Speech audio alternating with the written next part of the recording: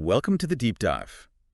Today, we're getting into something really core for businesses using SAP MM. Yeah, we're looking at how those internal requests, the demandage achat or Or DAs, the internal shopping list. exactly how they actually get turned into, well, real orders placed with outside suppliers. And you, listening, might be thinking, okay, I have these needs. How do I make sure they get fulfilled efficiently? Yeah, That's really the heart of it. it is. And SAP MM has specific tools for this. We're going to focus a bit on one called ME58 today. But it's worth saying up front, Mm. ME58 isn't the only way, right?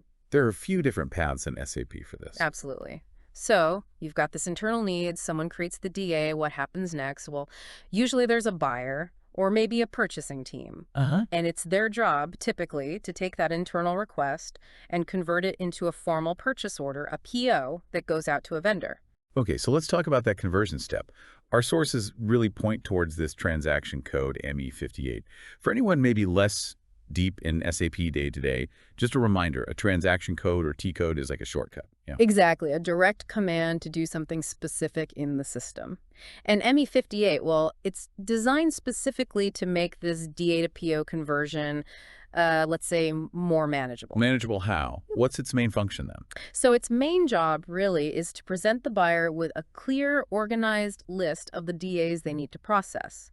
Think of it as their assignment list. Ah, okay. We saw the phrase via listes affectation mentioned. That sounds like what you're describing, the list of assignments. Precisely. ME58 lets the buyer generate this list using different filters. Maybe they want to see everything assigned just to them. Or maybe for a specific purchasing group or certain materials. Yeah, or even based on dates. It gathers all the relevant DAs that need attention based on how it's set up and puts them right there for the buyer. It's like their personalized to-do list for purchase requests. Okay, that sounds much better than, hunting down individual requests one by one. How does that actually boost efficiency? Well, the big advantage is seeing multiple DAs all at once. A buyer can look at this list, review them, maybe select several related ones, and then process them, convert them into POs, often together or in quick succession. It's systematic, it helps make sure things don't fall through the cracks, and honestly, it just saves a lot of clicks, a lot of time. Right. Now, you mentioned ME58 isn't the only game in town. Our sources also bring up ME21N and ME59N. How do they fit into this picture? Good question. So ME21N is more direct.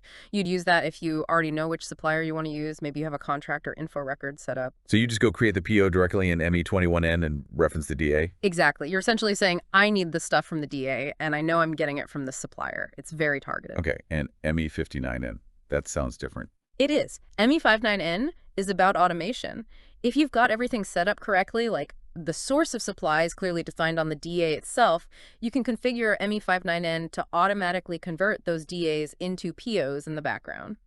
So like hands-off processing for routine stuff. Pretty much. You set the rules, it runs, and POs get created. Less manual work, but requires solid master data setup beforehand. Got it. So coming back to ME58 then, its real sweet spot seems to be for that organized manual review and processing of assigned requests, right?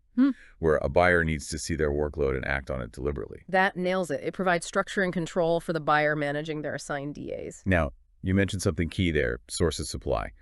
Our sources stress that before you can easily convert a DA, usually the system needs to know where you're planning to get the item or service from. Absolutely critical. This is called source determination. You often need things like purchase info records set up via ME11 or maybe outline agreements like contracts done in ME31K. These essentially link the material or service need to a specific supplier, often with pricing and terms already defined. Having that makes the conversion much smoother.